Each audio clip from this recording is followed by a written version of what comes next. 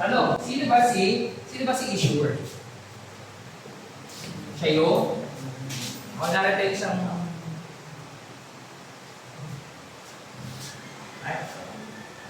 ito yung issuer. Ito yung smaller entity. Okay? Kailangan niya ng pera. Kaya siya tinawag na issuer. Ano? Kailangan niya ng pera, anong ibibigay niya? Ito si malaking corporate. Ba? Ito yung larger end. Ito si holder. Okay? Ano yung ibibigay dito? Pera. Tama ba? Okay? Sabihin cash in back. Pera ang ibibigay niya. Ito, ano yung ibibigay nito? Isang papel.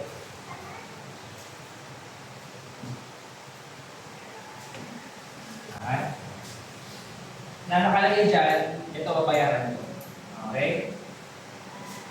In consideration of this papel, bigyan mo ko ng pera.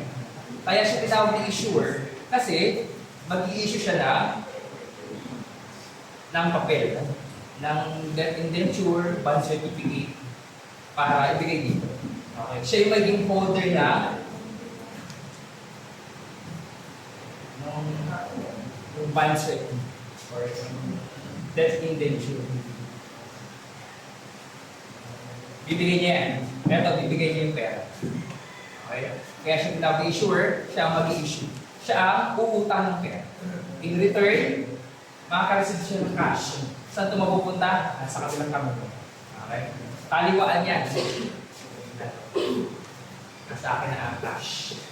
Okay? Kaya siya tinawag ng holder. Kasi maging holder siya ng something, yung papel. Yung kontrata. Okay? Yun. Ang tawag sa investor or holder or creditor. Ito, debtor ito. Okay, ibang tawag. Debtor. Ano siya na utang? Ito, creditor. Kasi siya nagpapautang. Siya yung nakakita. Siya yung mas malaking entity. Siya yung mas malaking pera. Okay?